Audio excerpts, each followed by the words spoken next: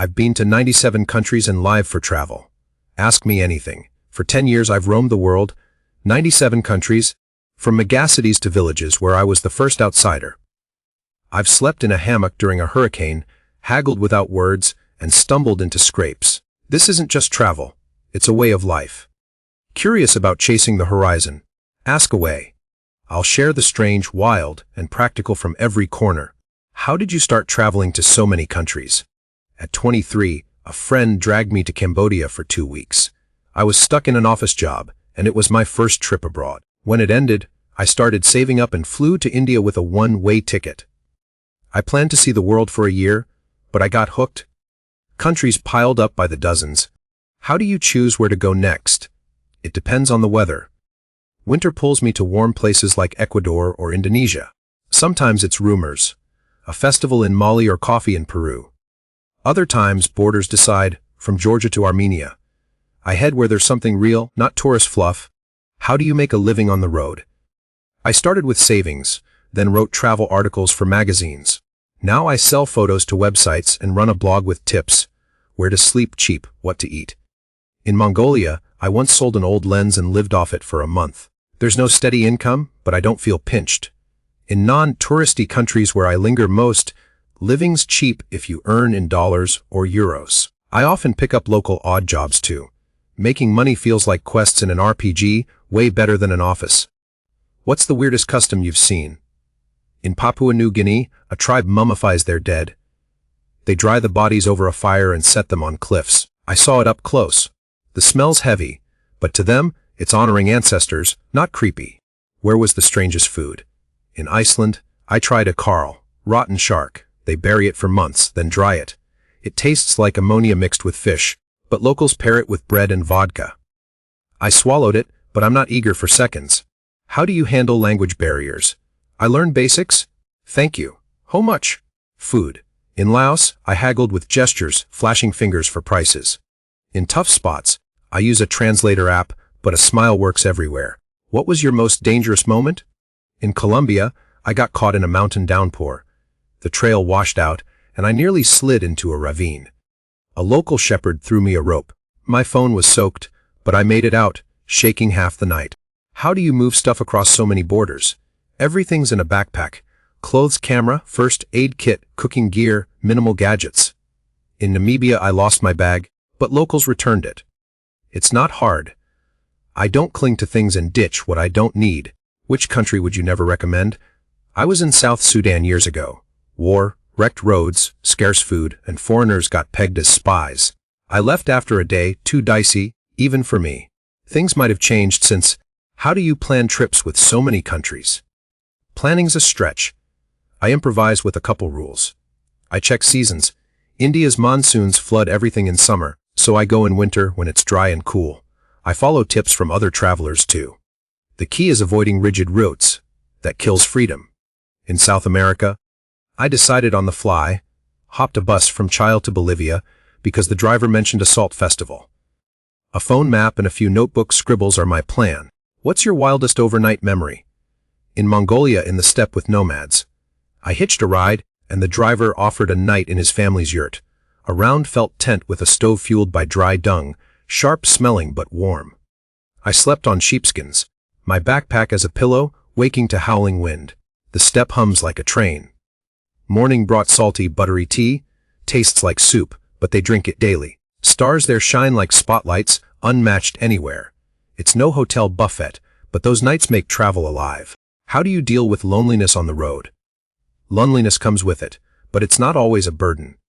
Early on, it hit hard. In Mexico, I spent a week in an Oaxaca hostel where no one spoke English, and the gloom sank in. I learned to cope. Books, notes, photos keep me busy. In Nepal, a mountain monk shared tea and taught me to meditate. I breathe his way when it creeps up. People help most. In Morocco, I got pulled into a street wedding, dancing with strangers till dawn, and it faded. I'll go weeks silent, then land where faces surround me, balancing it out. Airports are the worst. Alone in a crowd, no one meets your eye. Which country was the hardest to cross? Tajikistan, mountains and red tape.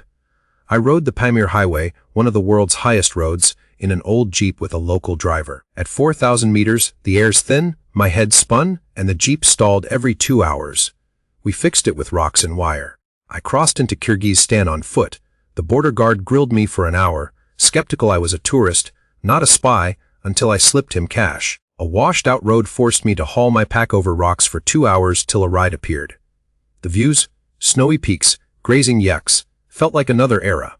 Tough, but I'd do it again. Where's the most stunning nature you've seen? New Zealand's like a postcard, but better in person. On the South Island, Lake Tekapo's turquoise from glacial silt, framed by mountains and purple lupin fields. At night, the sky's pitch black, stars so bright you could pluck them. Franz Josef Glacier was unreal. I walked it with a guide, ice cracking underfoot, waterfalls spilling above. Unlike the Amazon's sticky green, it's crisp and vast. That beauty doesn't just look good. It makes you feel small yet alive. What local medicine have you tried? On Bali, Indonesia, I cured a cold with jamu, a bitter herbal brew of ginger, turmeric, and honey. A village grandma cooked it up, and I was back on my feet in a day. In Guangzhou, China, an acupuncturist jabbed needles into my neck, and back after a long bus ride wrecked me. It stung, but I could move again in an hour. In Ethiopia, I drank salty coffee for headaches. More tasty than healing, but I liked it. It works if you trust it, though I keep antibiotics handy for emergencies. Where did you almost get stuck for good? Venezuela 2018. The country was crumbling, gas by ration, no food in stores, black market dollars worth 100 times the official rate. I hit Caracas, but protests canceled my border bus.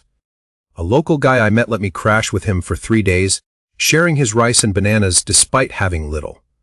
I hitched out to Colombia, nearly losing my camera at the border when they thought I was a journalist. Stunning place, but so unstable. I won't return till it settles. How do you keep trip memories? Photos are my core. Thousands on a hard drive from Vietnam markets to Sudan deserts. I jot notes in a notebook. What I ate, who I met, costs. In Thailand, I started grabbing bits, tickets, coins, wrappers, mailing them home to my parents in a box, a 97-country puzzle. Bracelets too. A Guatemalan market woman wove me one from thread, sparking a collection. I got a recorder recently, capturing sounds. Tokyo streets, Costa Rican birds, beats dusty souvenirs any day. Which border crossing was the most fun? Israel to Jordan at the Dead Sea checkpoint. Israelis grilled me for an hour. Why I'm going? Where I've been? What's in my bag? Then I walked 200 meters through a neutral zone. Heat, salty air, no one around. On Jordan's side, an officer poured me tea and chatted about Messi for 5 minutes while stamping my passport. Skyscrapers behind me, desert and camels ahead. Like stepping from future to past. Took 3 hours, but felt like an adventure. What's the precious thing you lost on the road? A Canon camera with a lens worth about $2,000. In Rio de Janeiro, Brazil, I was shooting a sunset on Copacabana Beach, distracted by a coconut vendor. Turned back, bag gone. Locals said thieves there are lightning fast, cops just shrugged. I grabbed a cheap smartphone and shot with it for 3 months till I saved for a new camera in Argentina. It stung, but now my backpack's glued to me. Even when I eat. I went back to Rio later, wiser, gorgeous, but no slacking. Where did you learn something useful for life? Over time, I've learned to see the world and my life differently. Everyday hassles don't faze or upset me anymore. That's the most useful thing. How do you handle sickness while traveling? I carry a first aid kit, antibiotics, fever meds, bandages. In Delhi, India, I caught a fever. 39 degrees C, stuck in a cheap guest house for 3 days, sipping salt water and popping pills. The owner brought rice and curry, but I couldn't eat. Pulled through solo. No doctors around. In Cambodia, I sliced my foot on coral, rinsed it with bar rum and wrapped it in a shirt till I hit a pharmacy. Stay calm and know where the nearest hospital is. Europe's easier but pricier. In Spain, a toothache cost my last cash, fixed same day. In the sticks, it's all on you. What's your biggest travel mistake? Crossing Mongolia's Gobi Desert without a guide. Rented a bike in Ulaanbaatar, figured I'd hit the next village in a day. 200 kilometers. GPS died, gas ran out, just sand everywhere. Slept under a bush in a sleeping bag at -10, teeth chattering. A camel herder found me at dawn, took me to his yurt, fed me mutton soup, and pointed the way. Lost a day and nearly froze, but learned, deserts need locals. Now I ask advice before tackling wilds, forests, mountains, or long hauls. How do you find places to stay in new spots? In cities, I book hostels on rental apps. $5–10 a night, like in Bangkok or Lima. In villages, I ask locals where to crash. In Ghana, I got a hut for $1 with a mattress and mosquito net. In Europe, sometimes campgrounds. In Sweden, I pitched a rented tent by a lake for €15, with showers and wit fee. Occasionally, people take me in. A Turkish trucker let me sleep in his cab. Don't be picky and keep a sleeping bag handy. In Pakistan, I slept on a roof since inside was stifling. Where did you feel most at home? In Tbilisi, Georgia. People are warm. Market vendors gave me khachapuri. Cafe folks poured free wine. I stayed in a guest house with an old lady who called me son and cooked carcho soup like family. Narrow streets, old cozy houses. Costa Rica too, in a seaside village. Fishermen shared their catch, I helped mend nets. No rush, everyone greets you, simple rhythm. Rare road moments when leaving's tough. Which currency's the trickiest to get? Myanmar's kyats.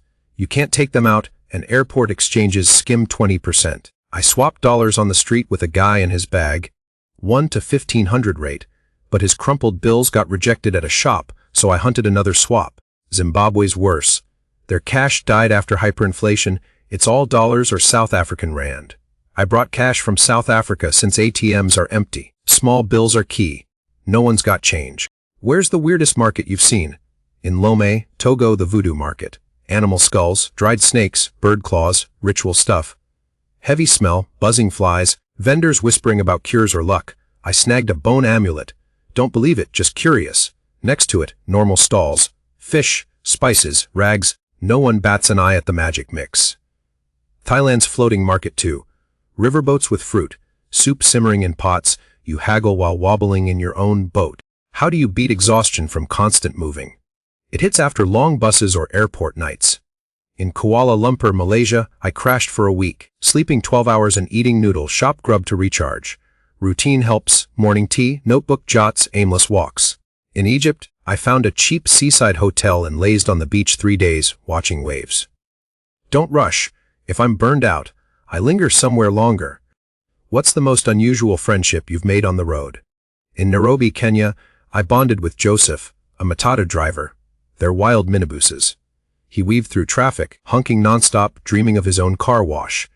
I rode with him 3 days. He showed me Gikamba Market, tires to fried crickets. Last day, he gave me a beaded bracelet his sister made. I left him my worn sneakers. His were shot, and he beamed. We still chat online. He invites me back for his ugali, a corn mash he claims is the best. More than a meet, he opened a world I'd have missed. Where's the most striking celebration you've witnessed? In Jaipur, India, I hit Holi, the color festival. Streets alive with people tossing powder, dancing to drums, air thick with sweets and paint. I stepped out and in 5 minutes, kids doused me yellow and blue, then handed me lattice, flour sugar balls. At night, bonfires blazed, a ritual of good over evil. Unlike Brazil's carnival of costumes, this was joyful chaos. My camera got messy, but I didn't care. You live it, not snap it. How do you manage without a steady home? Stability's habits, not walls. My home's a backpack. Clothes, camera, notebook, all at hand. On long stints, I rent rooms monthly. Sometimes I crave settling, but after weeks the road calls. In Thailand, I had a seaside hut but left. I'm wired to move. Family asks if I'm tired. I say home's where I am. Don't cling to stuff, or travel weighs you down. Where's the starkest rich-poor gap you've seen? Johannesburg, South Africa. Downtown skyscrapers, fancy cars, oyster joints. 10 minutes away, Soweto. Tin shacks, cooking on fires, water hauled in buckets. A local guide took me through. I saw a school, 50 kids in a windowless room. Rich folks build barbed wire walls, poor sell fruit roadside. It's not just cash. Tension hangs like two worlds ignoring each other. India's poverty's everywhere, but softer somehow. Which country do you dream of revisiting? Iceland. I went in November, caught the northern lights over lava fields. Green waves like brushstrokes in the sky. Drove a jeep through wastelands soaked in sulfur. Hot springs that warm to the bone. Tried their rye bread, baked in volcanic soil. Earthy, perfect with soup. Locals are quiet but real. If they invite you in, they mean it. I'd return in summer, when the sun never sets, to hike the empty eastern fjords. Just cliffs and sea. What's your advice for a newbie wanting to travel like you? Start small. Grab a backpack, a ticket to a nearby country, Live there a week. Don't fear slip-ups. I lost my wallet in Thailand first trip, survived 3 days on $8 with noodles. Learn words, hello and thanks, unlock doors. Hunt cheap flights on budget airlines, but check rules, luggage fees sting. Stay with locals via couchsurfing or hostels, cheaper, richer than hotels. Expect bumps, not perfection, and embrace grit. It's not a vacation, it's life learned on the go. If it clicks, sell your couch and roll. What's the oddest job you've taken on the road? In Darwin, Australia, I picked mangoes on a farm. Paid $15 an hour, but brutal. 7 a.m. in 40-degree heat, sweat pouring, sticky hands unwashable. Lasted a week, bunking with Indian and German backpackers. In Tuscany, Italy, I trimmed vines for a winemaker. Food and a bed as pay. He fed me homemade Chianti and cheese. I hacked branches 3 days till my back ached. It's not cash-driven. It's survival and stories, grabbing whatever keeps you moving. Where's the strangest toilet you've seen? In Tibet, at 400-500 meters near a monastery. A hole in a cliff over a drop, no walls, no door, wind howling, abyss below. You grip a rock to sit, yaks graze a meter away. A monk prayed nearby like it's routine. Then Japan, Tokyo. A toilet with a control panel, heat, music, water jets. I hit every button, it buzzed 5 minutes while I fumbled. Tibet's rawness versus Japan's tech. Both bizarre in their own way. What's the tastiest street food you've had? In Oaxaca, Mexico, tacos with chapulines, fried grasshoppers. Crunchy like chips, spiced with chili and lime, freaky at first, but sharp and juicy, 3 for 20 pesos. The vendor fried them in a cauldron, tortillas baking on coals beside. In Istanbul, Turkey, balık ekmek, grilled mackerel in bread with onions, right by the Bosphorus. 15 lira, fish straight off boats, tea in tiny glasses. Ate both standing, people watching, thinking this is why I travel. Where did you feel most out of place? In Riyadh, Saudi Arabia. I came from mosques and markets, but as a foreigner, I stuck out like a smudge. Men in white robes, women in black abayas, all speaking Arabic. Me in jeans with a backpack. At the bazaar, they sidestepped me when I asked for water. Not malice, just wariness. They let me in a mosque but barred praying, Muslims only. I respect it, but felt like a ghost they saw but ignored. Left for Bahrain that night, where breathing's easier. What's the oldest thing you've seen traveling? In Tibet, at a $5 meter pass, I found a stupa, a stone tower built by monks in the 7th century, nearly 400 years old. Weathered, it stood in a wasteland, its carved mantras faded by wind. A passing monk said it appeases mountain spirits, showing me a crack. Inside, a cloth bundle with a llama's bones from a millennium ago. I touched the icy stones, time frozen, just snow yaks and distant gong echoes. Not a museum piece, but alive, still prayed at.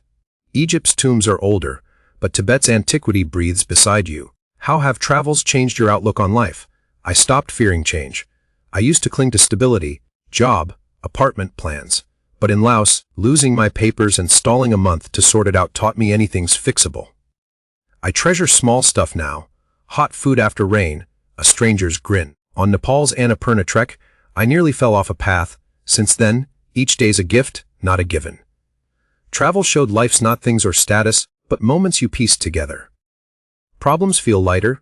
If I survived jungles with a knife, traffic's nothing. You mentioned sleeping in a hammock during a hurricane. How was that? It was in Costa Rica, in Pacific jungle. I set camp, hammock between palms, tarp overhead, figuring I'd ride out the night. By midnight a hurricane hit. Wind tore leaves, rain lashed like a hose. The hammock swung. I gripped ropes to stay in as the tarp ripped off after an hour, water dumping on my face. Trees cracked, monkeys screamed like it was doomsday. I was drenched but stayed put. Jungle dark's riskier.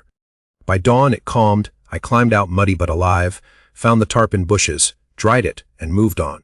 That night taught me nature's boss, but stubbornness counts too.